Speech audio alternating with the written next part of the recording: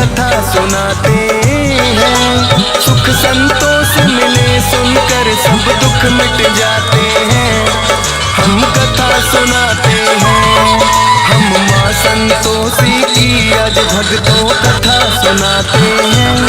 पावन कथा सुनाते हैं, सुख संतोष मिले सुनकर सब दुख मिट जाते हैं।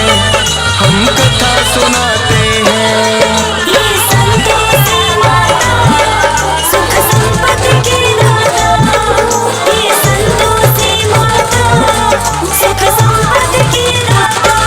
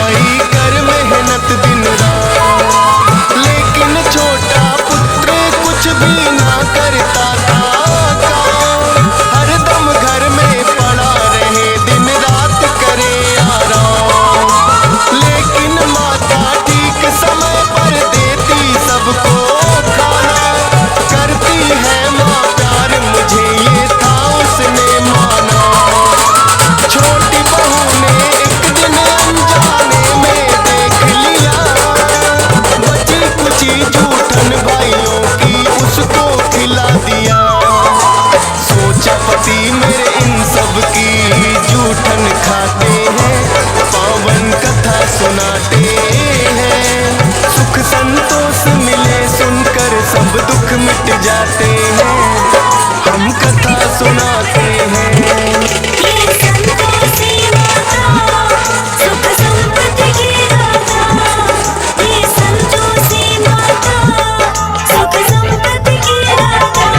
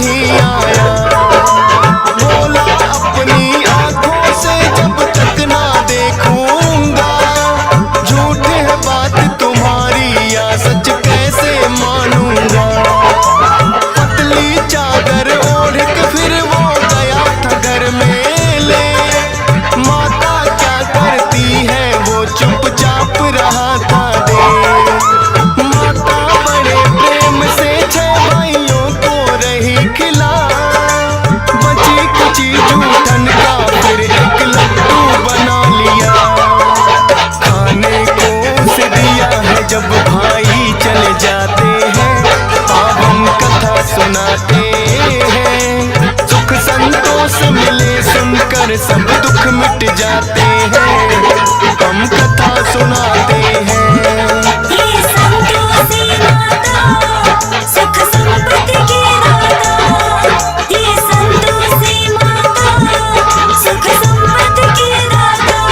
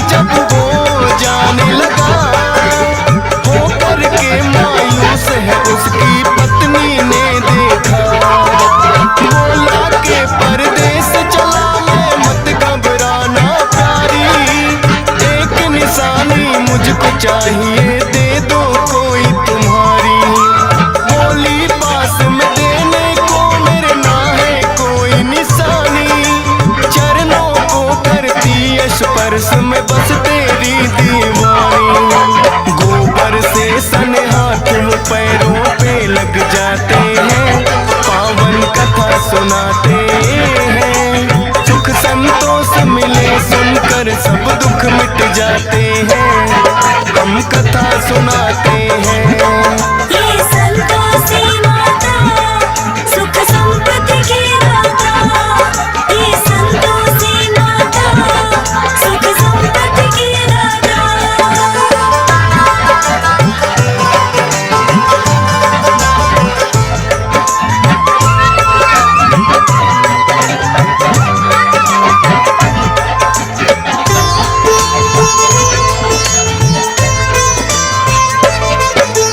करने लगा नौकरी जाकर साहूकार के पास, लेकिन घर में पत्नी उसकी रहने लगी उदास, क्योंकि उसकी सास के उस पे बढ़ गए अत्याचार। बात बात पे डांट पड़े और पड़ती है कभी मार, सहती रही वो जुल्म सास की, करती क्या बेचारी। नहीं पति सुध लेने वाला थी उसकी लाचारी, रोज लकड़ियां लेने को जंगल में जाती थी, भूसे की रोटी लेकिन उसे सास खिलाती थी। देखे राह पति की लौट के कब वो आते हैं, पावन कथा सुनाते हैं। सुख संतोष मिले सुनकर सब दुख मिट जाते हैं, हम कथा सुनाते हैं।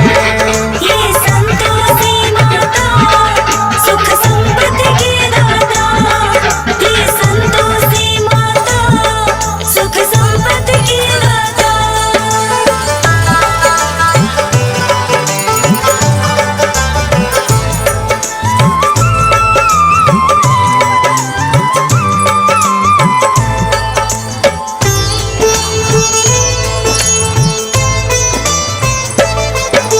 रोज की तरह चली वो एक दिन फिर से लकड़ियां लाने, देखा कुछ औरतें लगी हैं भजन मात के गाने।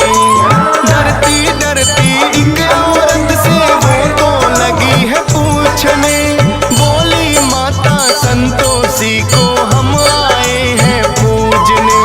माता संतोषी के किए हैं 16 शुक्रवार, करना है उद्यापन व्रत का हम